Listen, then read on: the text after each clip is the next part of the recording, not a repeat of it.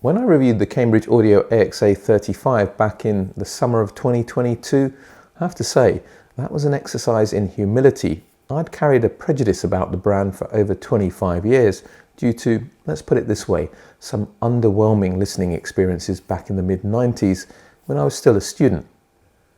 The XA35 is not only one of those products that's worthy of my top outstanding award, it sets a new bar as to what sound quality is achievable in a sub £500 amplifier. The fact that it sells for only £349 and can sometimes be on sale for less makes it ridiculous value for money, and that's why I awarded it my Amplifier of the Year for 2022. I needed to find out if the AXA35 was some kind of fluke and check out Cambridge Audio amplifiers in the ranges above. The CXA61 is the entry-level amplifier in the range above the AX series.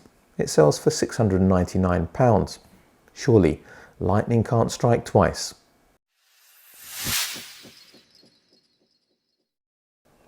The Cambridge Audio CXA61 is a full rack width unit with the same width and approximately same depth as the AXA35, but it's taller at 115mm or 4.5 inches. It's also 2.5 kilograms heavier at 8.3 kilos. That's about 18.3 pounds. Next to the button to take the unit out of standby is a 3.5mm input to connect a smartphone or portable audio device, a 3.5mm headphone jack, and a series of input buttons integrated into the LCD display. It's nice that you have direct access to all of them, and there are plenty, but I find them ergonomically irksome. At quick glance or in low lighting conditions, it isn't obvious where you need to press. Having buttons below the display like the AXA35 would have been a better idea. The volume control, like the front fascia and buttons, is plastic but has a nice weighty resistance to it. The supplied remote control can be used with other CA products such as the CXN network player and CDC CD transport. Below the RS232C port, RCA and 3.5mm connections for system control and integration are two sets of speaker binding posts. Digital connections run along the top with a Bluetooth antenna, USB input that has the option to lift the earth connection to ameliorate ground loop issues, i.e. hum caused from noisy sources. There's also a coax digital input and two optical toss links. The 4 analog RCA inputs should be plenty for most people. There's also a set of pre-outs to connect to an additional power amplifier and a subwoofer output.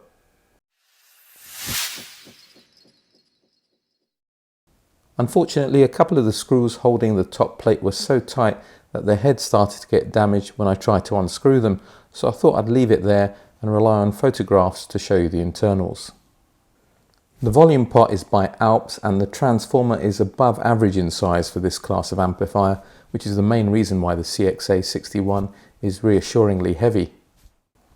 The 4 cylindrical objects above the transformer are power supply filter caps. I can't tell you the rating, but they seem a reasonable size, which means the CXA61 should have enough current reserves to deal with transient bursts. Official power ratings are 60 watts into 8 ohms and 90 watts into 4 ohms. What's labelled as the power amp section on the left hand side is mirrored on the right hand side. This part of the amplifier is effectively dual mono.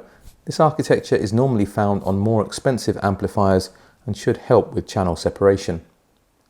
The digital board, based around an ESS Sabre 9010 K2M DAC chip, is capable of handling 32 bits 384 kHz PCM and DSD x256. It's an entry-level chip in the ESS range, which would have been chosen to keep the cost down. However, before you cast judgment, there's a lot more to the sound quality of a DAC than the chip, and Cambridge Audio have a long track record of squeezing performance out of ESS chips.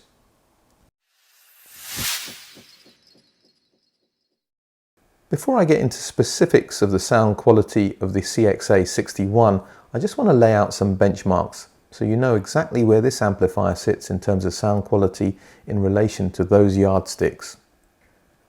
The IATA VX SA3 is a very good amplifier for the money, currently retailing for £449 on their website. The SA3 has a great ability to resolve details. It's dynamic Sure, the bass is a little bit lifted and so is the treble, but not excessively, just enough to make it fun, not so much that it becomes fatiguing over long listening sessions. The Cambridge Audio AXA35 builds on the strengths of the iota amplifier, adding mid-range body to offer a more natural presentation to vocals and acoustic instruments. If I'm picking things apart, there's definitely a coloration on the warm side, thanks to the added acoustic mass in the mid-frequencies, coupled to a treble that's a little bit rolled off. But it's the combination of clarity, dynamics and fullness of sound that sets the AXA35 apart from its competitors, in my book at least. I'm sure that this has been partly achieved due to how far chip-based power amplifier modules have come, like the Texas Instruments LM3886 used in the AXA35.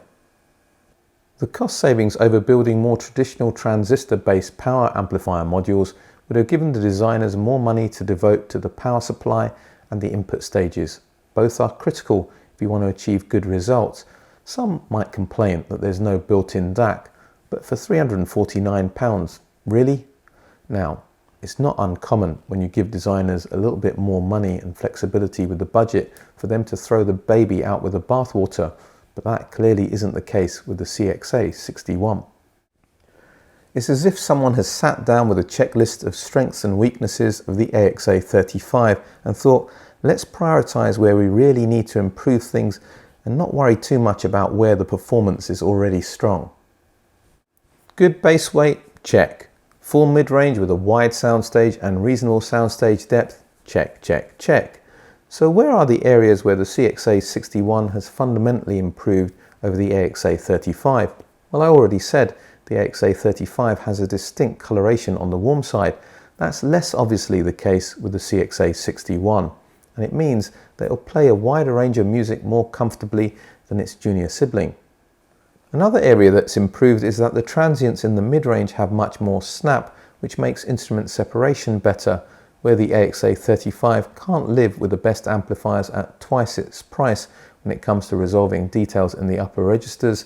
The CXA61 is one of the best in its class in this regard, with a treble that's open, extended, whilst maintaining refinement. The Arcam SA10 may be similar in price to the Cambridge Audio CXA61, but it's similar in performance to the AXA35. The SA10 justifies the extra outlay over the AXA35 due to having a very good built-in DAC, but it's outshone by the performance of the CXA61 here, which also has a very well appointed internal DAC. I talk about that in more detail in the next section. Just for the sake of completeness, I did compare it to the Exposure 2510, which has no DAC and is over £1,000 more expensive. This is not the channel you come to for over-bloated giant-killing nonsense. There are levels to this game, and the 2510 is better across the board, which it should be given its price.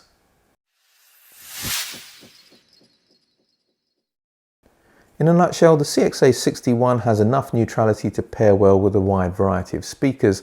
I just avoid those that are overtly warm if you want to achieve a balanced sound, and most price-appropriate speakers are unlikely to have that presentation in any case. And it's a similar story when it comes to its ability to drive difficult speakers. Remember, sensitivity is just an indication of how loud a speaker will play for a given input wattage. It's really electrical phase issues and impedance swings that determine how difficult a speaker is to drive, and they're not usually covered in the specs. What I'm saying is, as long as you stick to speakers that are about the same price as the CXA61, you shouldn't encounter any problems. That brings me on to DACs. I hooked up my Denafrips Venus 2, which is 4 times the price of this amplifier, just to see what the analog section of the CXA61 was capable of. There wasn't much difference between the Venus and the internal DAC, a little bit more openness and dimensionality perhaps, but not much in it. Now that isn't to say that there's anything wrong with this amplifier, far from it. The CXA61 is a great sounding amplifier for the money. It just means that the internal DAC wasn't placing a limitation on performance.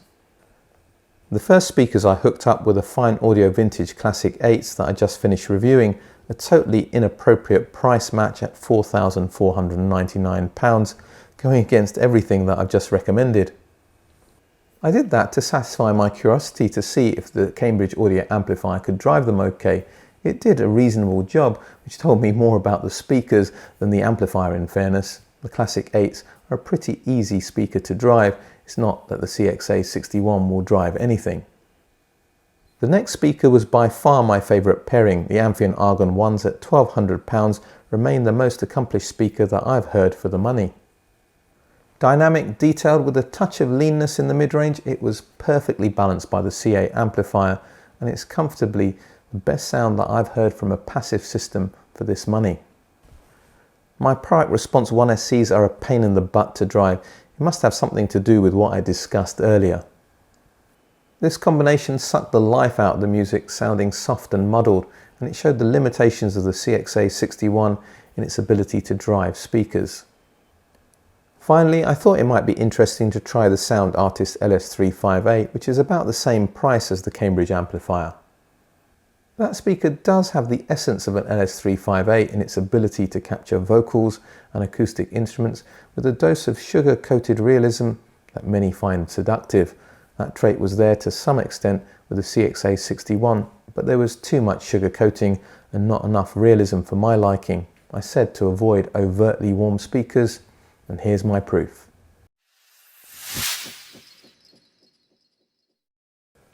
I'm so pleased that the Cambridge Audio CXA61 retains all the traits that I loved about the AXA35, but has improved in the areas that make sense when competing in the class above. It has a host of inputs, an excellent built-in DAC, a sound that is expansive, detailed and refined. There's just enough coloration to take the edge of unforgiving recordings, and partnering equipment that may highlight those traits.